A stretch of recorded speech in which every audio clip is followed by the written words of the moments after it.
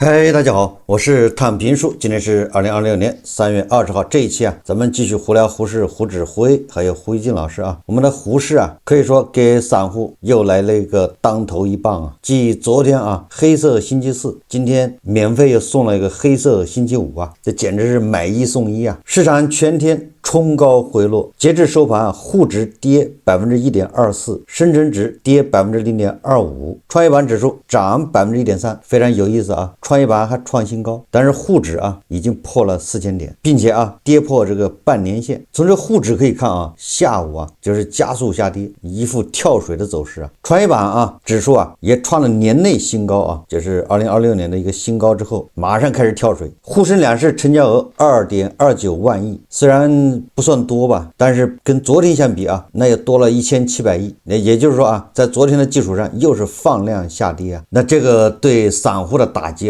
那簡直是無以復加也就是我看這個3月份對散戶來說那簡直是蹂躪，尤其是那個重要的會議一結束那就是接二連三的鐵錘不停的錘擊這個金融消費者。我看今天這個中位數差不多是 3%， 這小盤股微盤股指數跌超 3%， 慘不忍睹4786只個股下跌，662只個股上漲。我記得昨天好像也是吧，昨天是4800多只股票下跌，4900只吧，一共就500只上漲。今天是4780只下跌600只上漲。你說讓散户怎麼賺錢？你這再厲害，你就是股神，你也得折着一條腿出去從這個 K 線上看好像這個指數已經6連陰那下周會不會要反彈一下？這也不好說但是走到這個份上很多融資盤要崩盤要爆倉也可能會加速這個股指下行，但這個要注意了因為這個都是場內資金加槓桿在裡面玩。這個連續的幾天下跌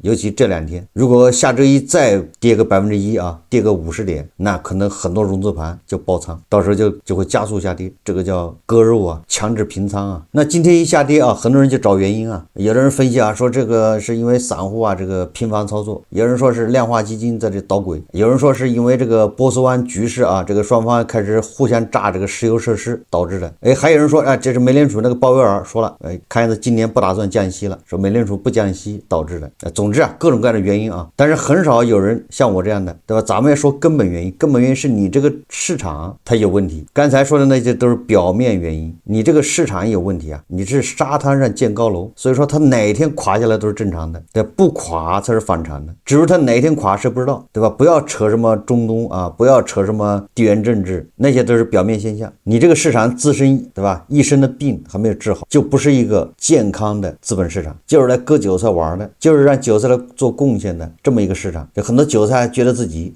竟然能賺錢，失業的碼農還想着，對吧？不去找工作準備炒股來養活自己。最近這個社交媒體上這散戶是哀嚎聲一片呢。大家可以看一看那個什麼建功爺叔最近建功爺叔是只有一個想法了，解套。爺叔說本來他想賺點錢的，現在他也不想賺了，只求解套，求主力放過，給他一個解套的機會。這一套就是10幾年了。這個建功爺叔他現在是每個月都在補倉他的養老金他也往裡補倉。這個監管部門說提倡叫長期資本，那這個建功爺叔難道不是長期資本嗎？持股10幾年了，堅持在低位補倉。咱們也反對這個叫頻繁操作。你看建功爺叔捂住了劲兒不賣，沒有頻繁操作，但是他的結局呢，有很多散戶他有不切實際的想法，也不知道從哪兒聽到的這個厲害那個厲害，這個牛散厲害那個牛散賺了多少，他從來不看那些都是傳說中的人物，或者是即便不是傳說中的吧，他也是走了狗屎運呢，死猫碰到瞎耗子賺了點錢，都是暫時的，這一點他理解不了，所以他以為自己也能走狗屎運，也能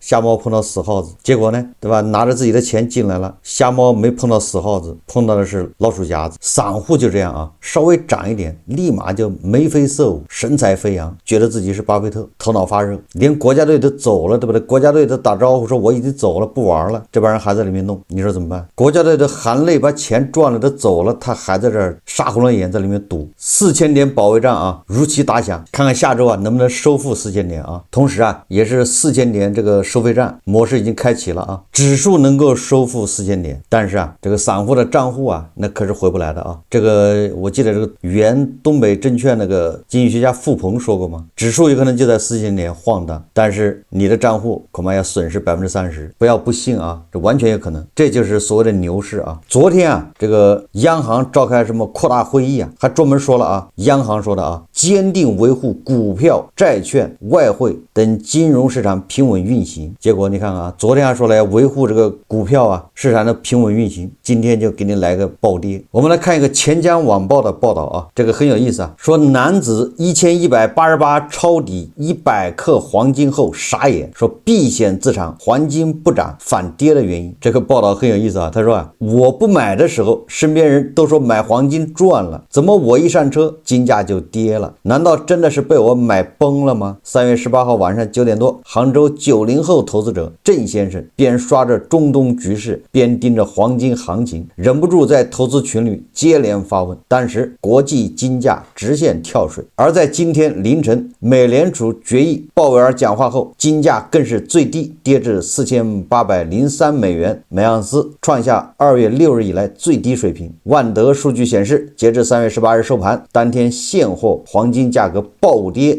192.5美元，跌幅3.86%，報4813美元每盎司。不是說黃金避險嗎？局勢這麼緊張，我想總該漲一波。鄭先生在杭州濱江一家科技公司上班，雖然從未買過黃金，但一直想找機會入手。3月2日，他從朋友的珠寶公司購入100克金條，成交價為1188元每克。當時我還覺得這數字挺吉利，想着穩賺了。鄭先生苦笑說啊，這就是很多散戶啊想賺超出自己認知範圍之外的錢，看人家買黃金賺錢了，看這個黃金價格的吧，這去年漲了多少啊，心癢癢也去買。而且你看這個中東越打越激烈是吧，雙方都沒有短期這個收手的意思，俄烏也在打，這個局勢這麼亂，亂世買黃金嘛，結果一買就被割啊。為什麼說這個很多人呢想賺自己認知之外的錢，像這些東西對吧，你跟賭博沒什麼區別啊，對吧？你在那兒分析的頭頭是道，什麼又是地緣政治，又是這個美聯儲加息或者降息一大堆的，你有沒有發現你有可能是上別人當了，對吧？人家只是拿這個來做一個工具來收割你的，給你灌輸的這些知識，漲也是他，跌也是他，對吧？如果他不給你灌輸這些知識，如果他不讓你自以為是啊，以為自己很懂，你怎麼會下場呢？對吧？你不下場他割誰呢？所以他就忽悠更多的人下場，只要你能下場就行了，對吧？他今天給你編這個理由，明天給你編那個理由。美聯儲加息利好黃金，美聯儲降息也是利好黃金，你看他怎麼說而已，對吧？特朗普打伊朗利好黃金，特朗普不打伊朗也利好黃金，這一切都是這些背後的這些操縱的人啊，你是誰都不知道啊。國際資本呢，就有人專門華爾街吧，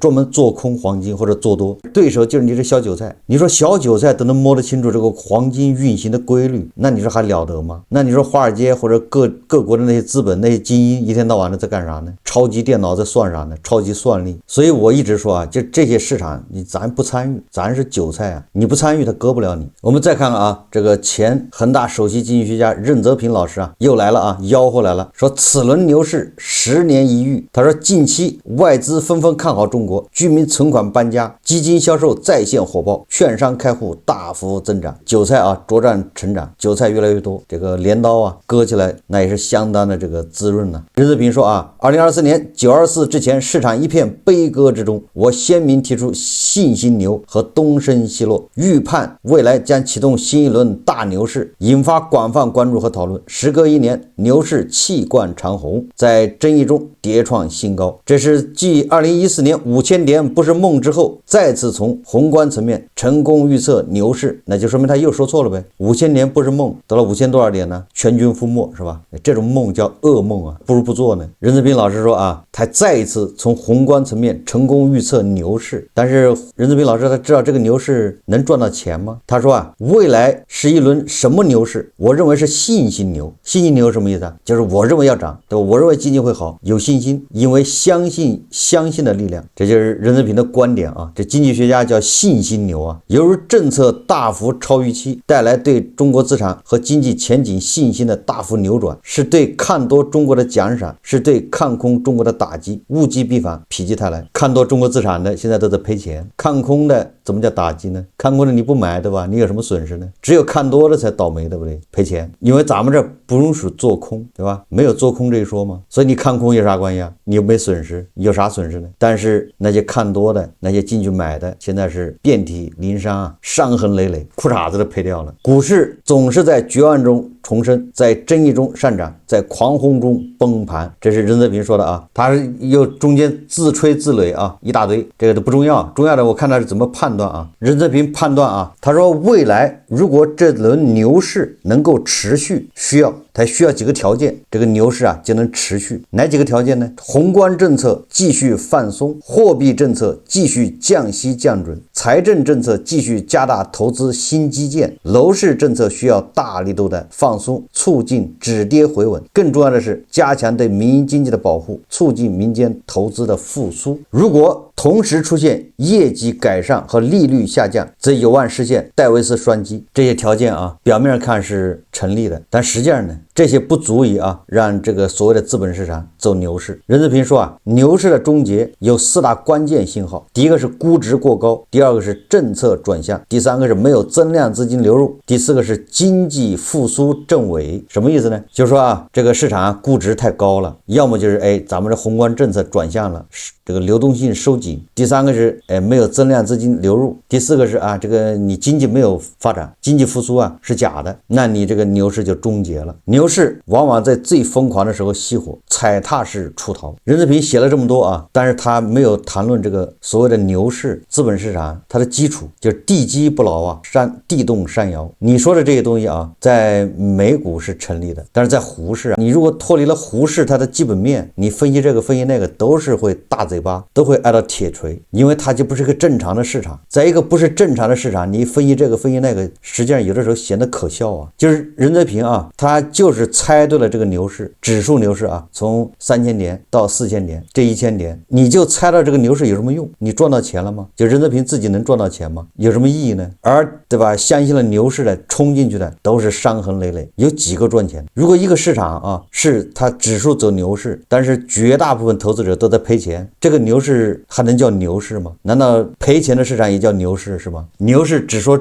指數漲是嗎？就指數漲了就叫牛市，牛市應該是絕大部分人賺錢，只有一小部分人賠錢，那它才能稱得上叫牛市吧。所以說從這一點上來說啊，這個從3000年到4000年不叫牛市，更談不上什麼慢牛快牛，它就是個指數牛市，就是在沙灘上建高樓，对吧？它只不過是一個假象而已。那麼經過這個6連陰之後啊，胡锡進老師估計賬戶也縮水不少啊，本來這個利潤還可以，這一下差不多一半的利潤沒了，又是白忙啊。胡锡进老師今天啊又為這個伊朗鳴不平。胡锡进老師說啊，他說伊朗戰爭朝着都不過了，打擊對方石油和天然氣基礎設施的方向猛烈升級，震驚了全球市場。原油價格周四飆升至$110以上，全球股市周三至周四暴跌。戰爭一旦打成金融市場的嚴重震盪，最後捅的就是特朗普的心窩。所以特朗普在北京時間周四上午發帖，基本意思就一句話，雙方都不許再打能源基礎設施。這胡锡進老師就把這事情啊複述了一遍了。好，他後面說啊，他說從戰爭原理上說啊，開弓沒有回頭箭，怎麼讓對方最難受就怎麼打。所以內塔尼亞胡炸伊朗能源基礎設施，這本身符合戰爭的邏輯。伊朗報復美國海灣盟國的能源設施，更在情理之中。就是胡锡進老師是支持這種的啊，就是你打我，我就打他。這個胡锡進老師是支持的。你炸我的石油設施，我就炸別人的石油設施。如果胡锡進老師這個邏輯成立啊，那別的國家說要把朗朗給滅了，沒毛病啊。所以說這個中東這些王爺國是吧，現在摩拳擦掌，準備要上手了。沙特、卡塔爾啊，連這個埃及、土耳其都忍不住了。這就是現代版的向萬國宣戰。所以我現在看啊，我就知道100多年前那個老太太向11個國家宣戰，萬國宣戰就可以理解了。因為你現在很多人還是這種思想，就胡锡进老師還是這種思想，那你說100年前这種想法不是太正常了嗎？對吧？一個也是趕，2個也是放，打一個也是打，對吧？打11個也是打，一勺烩吧。你看胡锡進老師現在還是這個態度啊，沒毛病。所以說這100多年沒有什麼變化，就是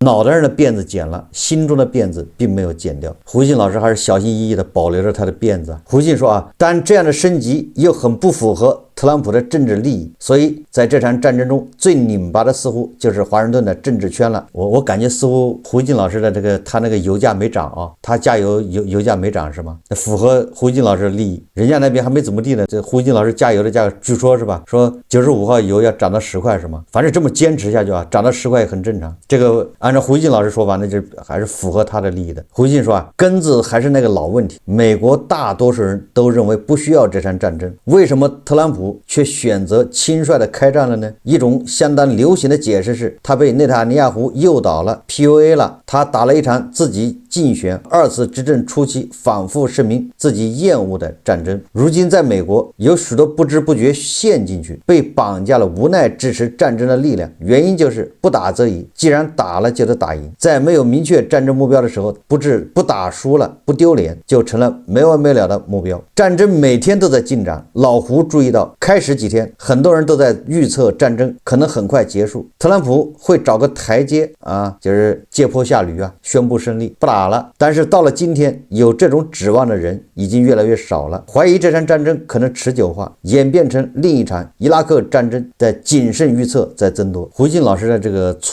誤啊，就是他總是在以他的這個心思啊，他的想法，他的認知去推測特朗普，他依據的也是特朗普自己说的，那你这不是来回挨大嘴巴子吗？那特朗普说话，他早上和晚上不一樣，虚虚实實，实实虚虚。再說了，你胡锦老師那麼理解特朗普嗎？不要從主觀上去判斷他，沒有意義，對吧？你得看他這叫開弓沒有回頭箭是對的，就是他很多動作做出來了，不達目的不罷休。胡錦說啊，他說戰爭往往是這樣，最開始的發動者堅信一定會打贏，並且會速戰速決，然後就被卡住了，又不能丟臉，政治上無法交代，於是越陷越深。胡錦老師說特朗普是這樣，那他為什麼不說一說他那義父蒂博老人呢？他那俄爹恰恰的吧配得上這句話。他的俄爹最開始的時候發動烏克蘭侵略戰爭的時候是閃電戰，對吧？1小時22分，後來打成了什麼？打成現在快5年了，被卡住了嗎？怎麼被卡住了？烏東4個州公投加入俄羅斯，被卡住了，又不能丟臉，政治上無法交代，這不是說的都是他俄爹嗎？於是越陷越深嗎？你看看為什麼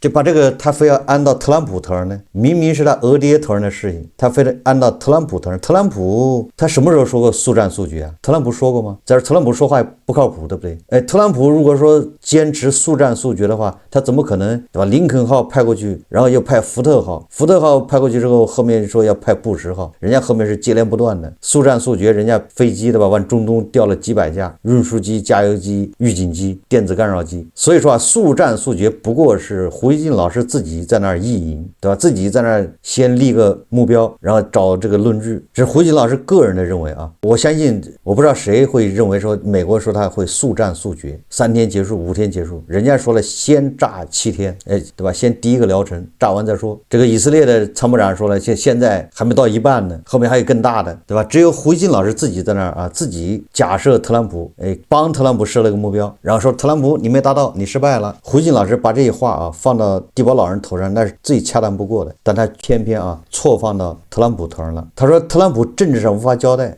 特朗普今天撤軍他也能交代，怎麼叫政治上無法交代呢？特朗普他今天把这個林肯號一撤不打了，他也不丟臉，丟什麼臉？伊朗的1、2、3號人物都已經被排隊走路了。胡錦老師說啊，他是人類戰爭史上又留下一個又一個這樣無奈形成的泥潭。特朗普政府現在已向中東派遣2500多名海軍陸戰隊，準備執行特種任務。一些分析在談論佔領哈爾克島以及佔領波斯灣沿岸伊朗領土的可能性和必要性。接下來呢，會不會有更大的範圍戰爭動員？會不會一不做二不休？這實際上啊，胡錦老師很多時候他的分析啊，不是分析，是許願，他自己在許願，然後從這個美國的什麼《華爾街日報》啊、《紐約時報》啊找一些啊，有例如他這個觀點的這些報道，說是美國人說的，完了之後在那兒自己許願，自己幫特朗普下 KPI， 然後說特朗普你沒達到，你輸了。按照胡錦老師解釋啊，大家不用懷疑，即便是特朗普啊把整個伊朗的神棍政權給顛覆了啊，即便伊朗走上了這個伊拉克或者是委內瑞拉這個路，那也是失敗，對吧？特朗普還是敗了。所以說你要簡化一下，就是特朗普你只要一動手你就敗了，對吧？特朗普你只要沒按照胡錦老師這個想法來，你就敗了，就這麼簡單啊。所以胡錦老師這些分析無非都是找一些，对吧？拼湊一些材料而已。特朗普保持一個戰略模糊，對不對？他不告訴你我到伊朗去什麼目標，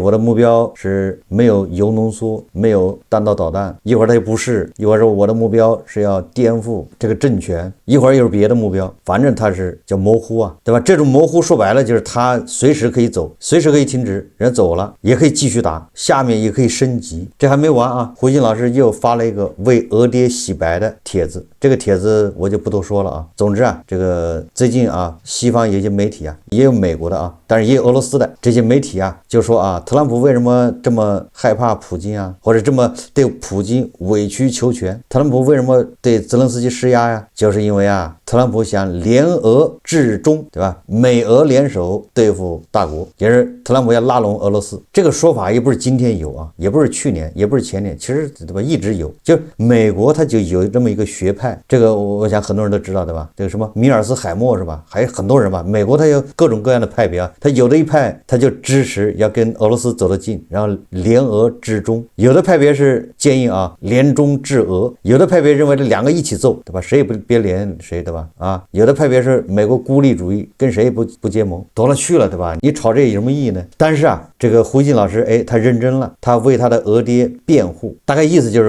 俄爹也沒傻到那個地步，上美國人的當。俄爹現在跟大國那關係是如魚得水啊，背靠背，正是最好的時候，怎麼可能會，對吧？棄兄弟如不顧啊，或者叫什麼斷絕父子關係啊，跟美國好呢？就這意思啊。他那說來說去就是俄爹不可能那麼傻，急着不來的為俄爹洗地啊，為俄爹辯解。他已經忘了這個普京的私人助理是吧？叫德米特里耶夫吧？那哥們兒，那哥們兒是經常在華爾街游走的啊，跟美國的資本聯繫非常深厚，在美國啊這資本那個圈裡面還是很有影響力的。要不然普京怎麼會派他去做特使，去負責談判呢？對吧？他去談判，說白了就是給美國開出好多誘人的價碼，就是那種主要是經濟上的合作。所以說他不是傳言拋出個12萬億美元的合作計劃嗎？這個吸引特朗普啊。這胡錫進老師為什麼就這麼，對吧，相信俄爹呢？認為俄爹不可能，對吧，棄大國而去，選擇跟美帝眉來眼去的勾肩搭背。胡錫進老師忘了幾十年前是吧？大國是怎麼棄蘇聯而去的，擁抱美國，後面才有了蘇聯解體。這胡錫進老師到底是高級黑還是什麼意思？我這看不懂啊。胡錫進老師這種單方面的為俄爹洗地，俄爹同意嗎？把俄爹架得那麼高是吧？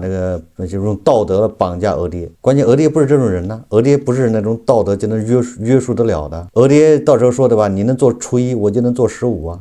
胡錫進老師已經忘了啊，這是普京自己說的，應該在特朗普第一個任期的時候，悍然的啊發動了這個貿易戰。然後有記者就問他俄爹啊，普京說這兩國啊貿易戰，你準備幫誰，或者你支持誰？俄爹說啊，兩隻老虎打架，我在樹上看，就這意思啊。這一點上，胡錫進老師和司馬南啊觀點是一樣的啊。因為司馬南曾經說過，誰要是翻歷史舊賬，誰要破壞啊大國跟俄羅斯的關係，那就該殺，大家還記得吧？所以胡錫進老師也一樣啊，一說到，對吧，跟俄羅斯的關係，立馬的就過來洗地，牢不可破啊，跟俄爹的關係，對吧？血濃如水，不上線。胡錫進老師又忘了這個老祖宗啊，這個老祖宗的智慧啊，有的時候就當抹布，對吧？當那個衛生紙啊扔掉了，擦完就扔；有的時候又把它拿出來當寶典，對吧？當這個什麼智慧。你比如說啊，老祖宗說了叫遠交近攻，胡錫進老師忘了。老祖宗又說了臥榻之側，豈容他人酣睡，胡錫進又不記得。所以說胡錫進他是相當於個人在許願啊，許願跟俄爹這個長長久久，他忘了俄爹是一隻餵不飽的白雞熊。好，這期節目我們就聊到這裡，感謝大家收看。如果喜歡我的節目，歡迎訂閱轉發，也可以在下方留言評論，謝謝大家。